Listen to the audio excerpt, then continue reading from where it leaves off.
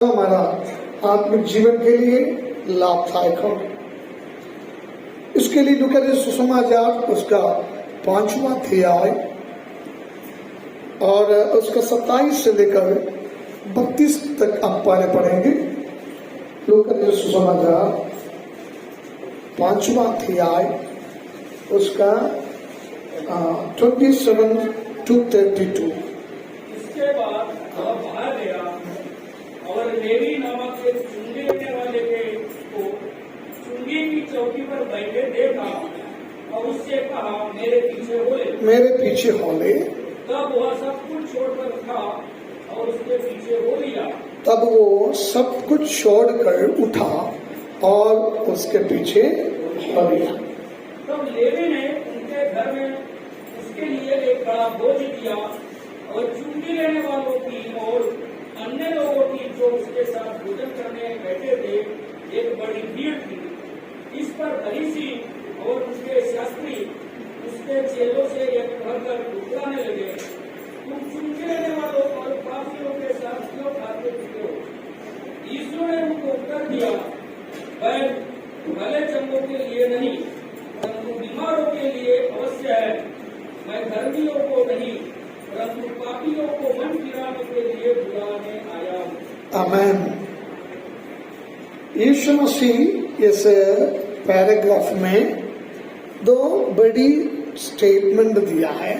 उसमें से एक ये है, वैद्य भले चंगों के लिए नहीं परंतु बीमारों के लिए अवश्य। मैं धर्मियों को नहीं परंतु पापियों को मन फिराने के बुलाने।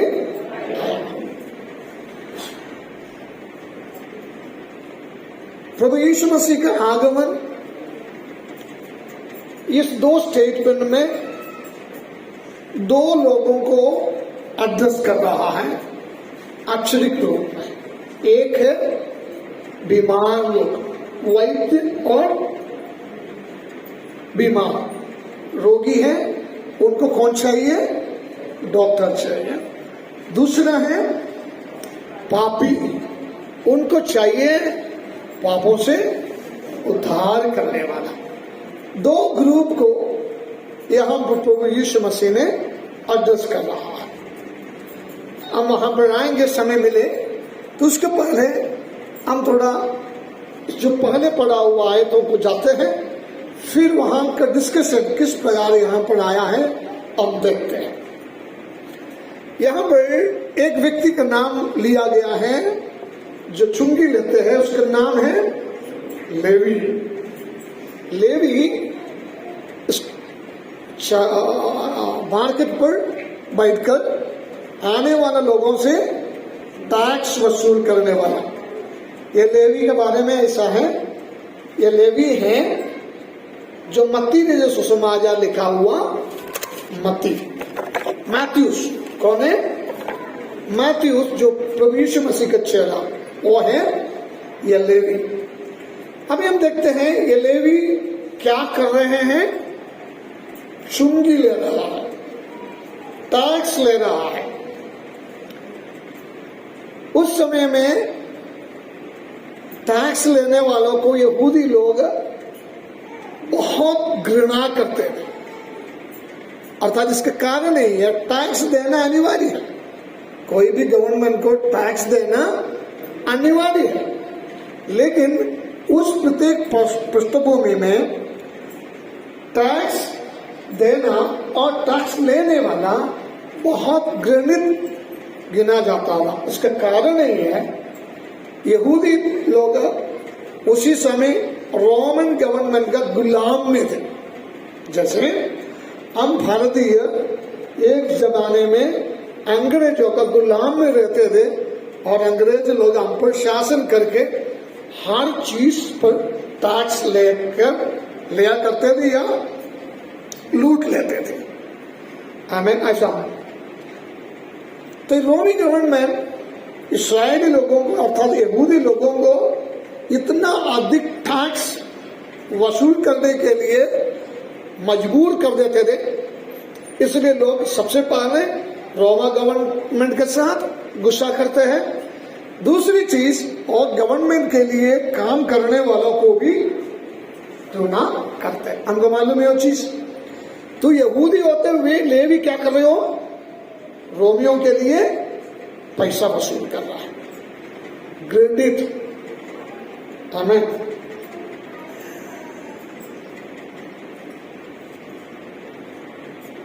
अभी यीशु मसीह की मुलाकात यहां पर देख रहे हैं, फरीसियों के सामने, बाकी लोगों के सामने, साधारण लोगों के सामने, जितना भी बिजनेस लोगों के सामने मत्ती एक प्रकार का कौन है? डाकू है। उसको कोई पसंद नहीं करता, कोई बुलाता नहीं, क्योंकि ये लोगों को लूट कर पैसा रोमियों को देते थे, साथ में रोमी लोगों के साथ में रहकर यहूदियों का हर चीजों पर आमीन उसको जासूस करते थे। नहीं तो जहां कहीं पर भी यदि कोई छुपा कर रखते हैं, या मंदिर का पैसा हो या कोई व्यक्ति का पैसा हो, और सब छुपा कर क्या करते हैं? छुपा कर ये सब जानते हुए, जैसे अभी हम ईडी हमारे भारत में देखेगा तो ईडी ये काम करते, कहीं जाते हैं, इस प्रकार का काम करते थे तो लोग बहुत गुस्सा करते थे। आमीन। अभी यीशु कई दिन से उस रोड में से चलते हुए मत्ती देख रहे होंगे। कई बार यीशु मसीह का संदेश मत्ती सुना होंगे। हालेलुया। मत्ती के दिल में भी ये बात कई बार आते होंगे कि मैं जो कर रहा हूं सही में गलत है, सही में गलत है। आमीन। लेकिन मैं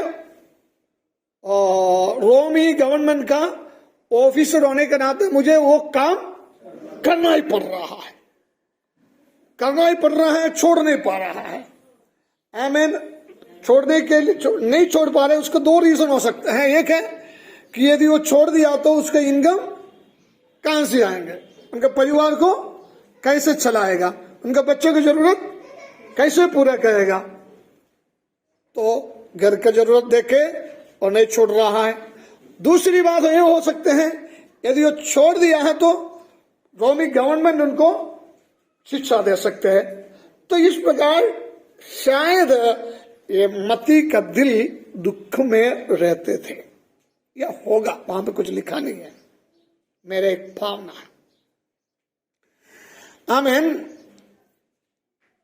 अभी हम वहां रुकते हैं, थोड़ा यीशु मसीह के चुनाव की ओर आए जाते हैं। तो ये यीशु मसीह मत्ती को चुनने से पहले पतरस को चुन रहा है। कौन है? पतरस को। झील के किनारे जाते हैं, पतरस को चुन रहा है। पतरस कौन से प्रकार का व्यक्ति है? मछली पकड़ने वाला, बहुत नम्र दीन व्यक्ति है। सभी लोग उसको पसंद करते हैं, घृणा कोई नहीं करता, क्योंकि वो किसी के साथ कोई दोष नहीं करता। सब लोग बोलेगा तो हाँ, यह तो बहुत साधारण व्यक्ति है, एवं सिंपल है, तो लोग उसको पसंद करते हैं। लेकिन इतना है कि समाज में सबसे नीचे है, समाज में सबसे नीचे है। लेकिन प्रभु यीशु मसीह आमीन उस पतरस के नाव के पास पहुंच रहा है। एक है जो पतरस, उसको साइलेंट करो, नहीं तो मोबाइल मेरे पास दे दो।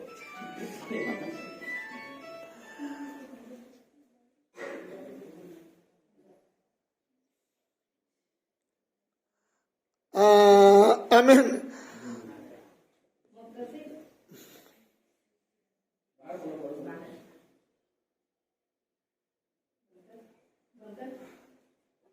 बंदर। हालेलुया। हाँ, अपनी इधर देखें, आमीन बोला। पतरस सारे लोगों को पतरस पसंद है, साधारण है। आमीन। लोग उनको पसंद करते हैं। परमेश्वर उसको पास जाते हैं और उनको अपने पास बुला लेते हैं। आमीन। सब लोग पसंद करते हैं सही, लेकिन सबसे निचली स्थान में है उसका पोजीशन, उसका पोजीशन सबसे निचले स्थान में। लेकिन वहां पर प्रभु यीशु मसीह जाते हैं और उनको बुलाते हैं, पतरस मेरे पीछे होने। तुरंत पतरस अपना जाल और नाव सब छोड़कर यीशु मसीह के पीछे होने लगे। आमीन। यहां पर प्रभु यीशु मसीह का दो एक्शंस हम देखते हैं। एक है जो सबसे निचले स्थान पर रहने वाला और सब लोग पसंद करने वाला, प्रवचन करने वाला पतरस के पास यीशु जाते हैं और उसको सीधा मेरे पीछे होने के लिए बुलाते हैं। और पतरस कोई हिचकिचाते हैं, क्या बोलते हैं, ना कोई रुकावट बोलते हुए, ना कोई हिंड्रेंस होते हुए उस बुलाहट को स्वीकार करते हैं और यीशु मसीह के पीछे तब से चले जाता है। हालेलुया।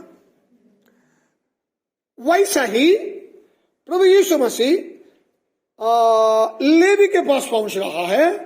लेवी समाज में इनकार करने वाला, कोई पसंद करने वाला नहीं, काम में इतना गंदा है क्योंकि हर व्यक्तियों से पैसा लूट के लेते थे।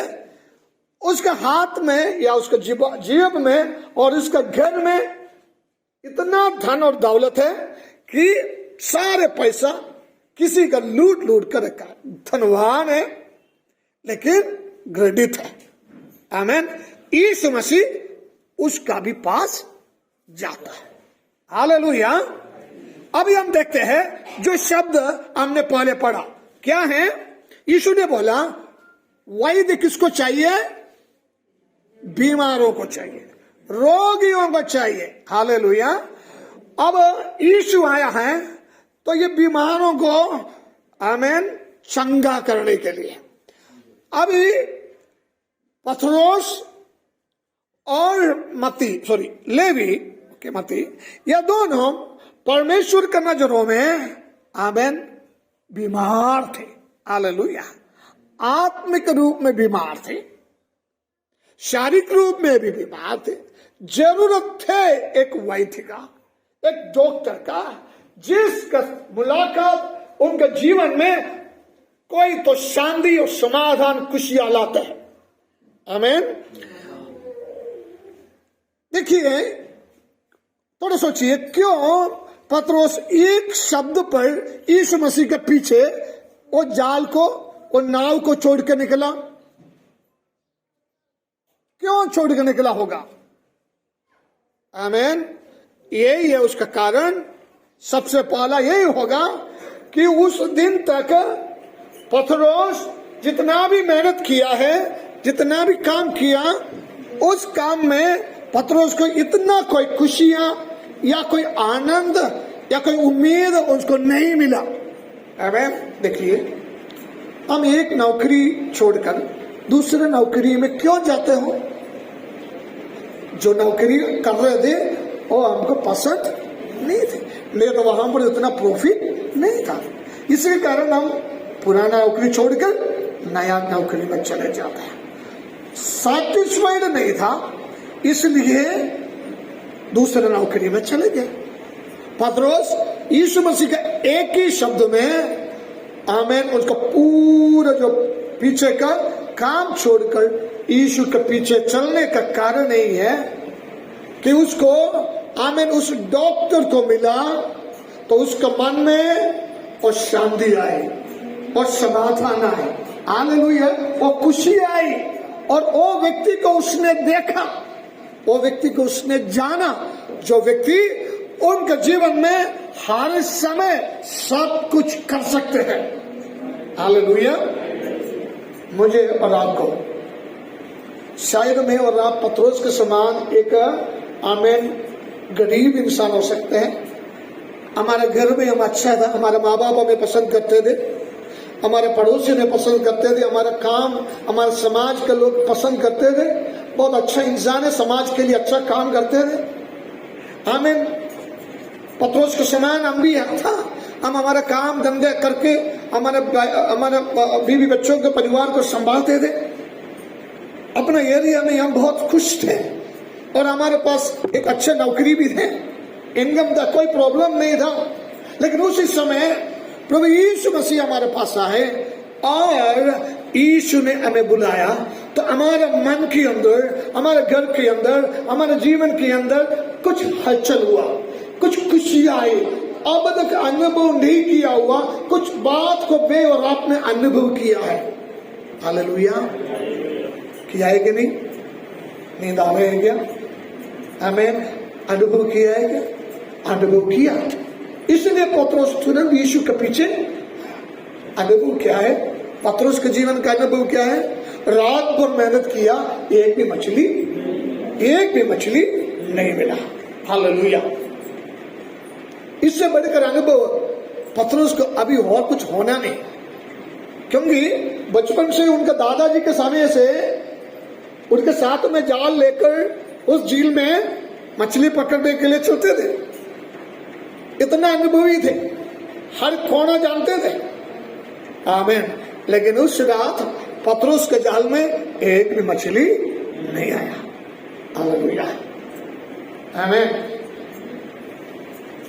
तब यीशु के वचन में पत्रोस ने जाल डाला, तब जाल भरकर मछली आ गया। आमीन।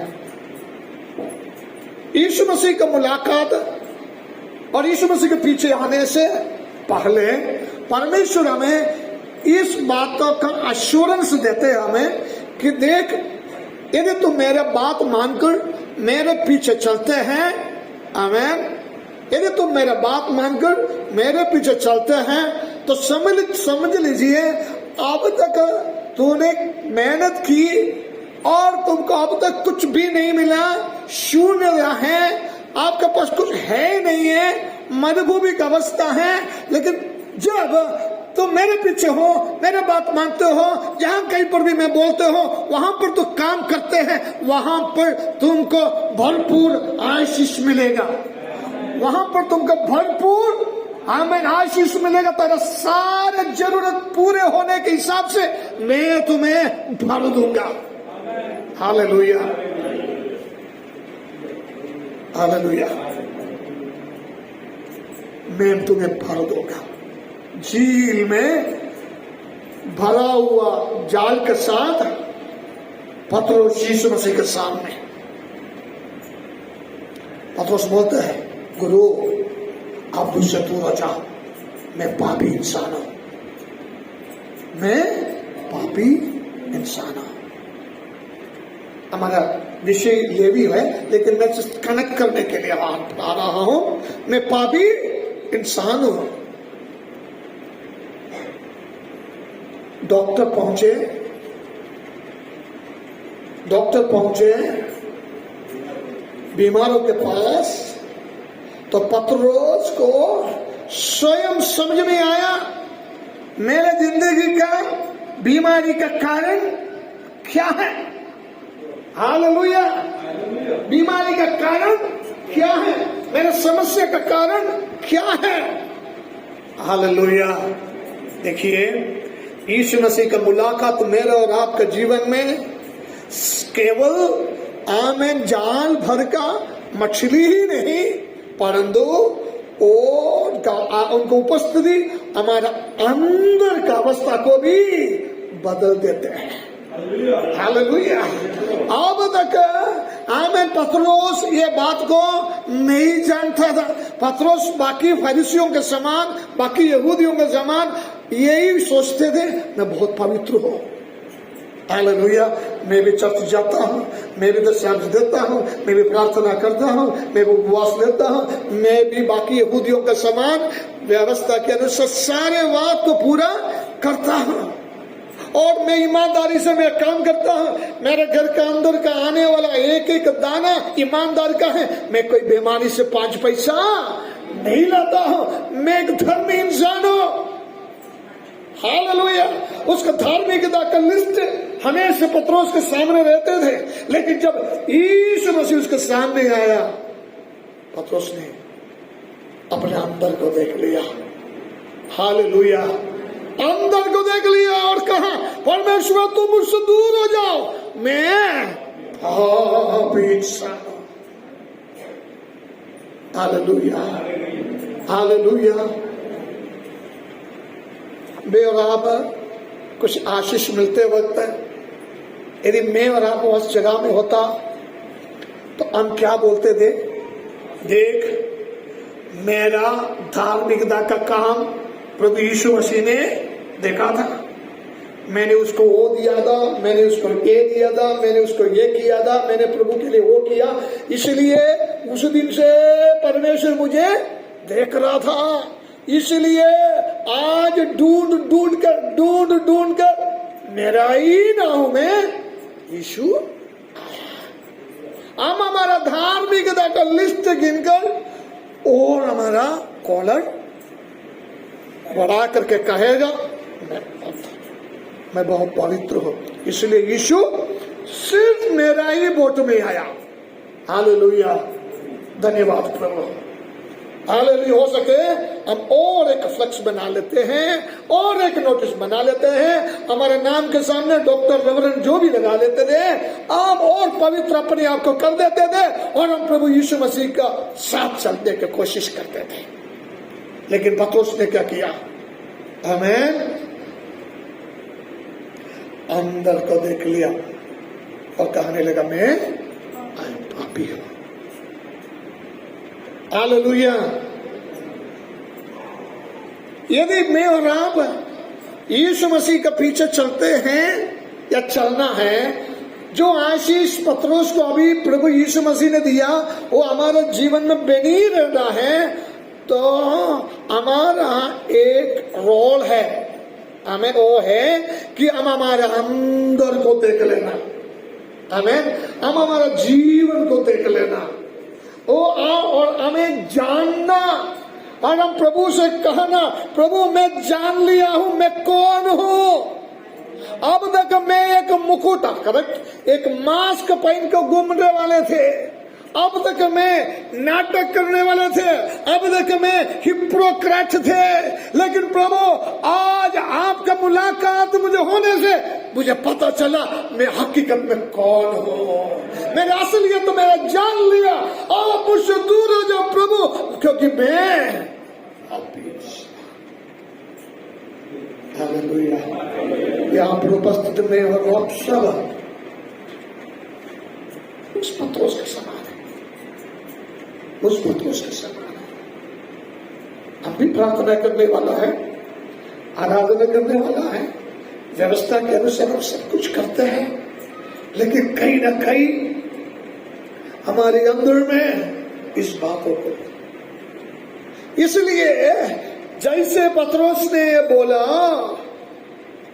प्रभु यीशु मसीह पसंद आया, प्रभु यीशु मसीह का हृदय प्रफुल्लित हो गया, आनंदित हो गया, क्योंकि पत्रोस पश्चाताप किया। हालेलुया। तुरंत पत्रोस को बोलते हैं, पत्रोस मेरे पीछे बोले, मेरे पीछे आज परमेश्वर के सामने मुझे और आपको एक बात कहना है, यदि हम अपने आप को समझ लेते हैं और हम प्रभु के सामने नम्र करते हैं, तो फिर अगला स्टेप परमेश्वर का यही है कि आपको जहां पर आप है वहां पर छोड़कर जाएंगे नहीं, परंतु आपको और मुझे उसके साथ लेकर चलेगा। पत्रोस को नींव वहां पर छोड़कर यीशु गया नहीं, तब बोला तू मेरे पीछे हालेलुया। समझ लीजिए, हाँ प्रभु मैं पापी हूँ,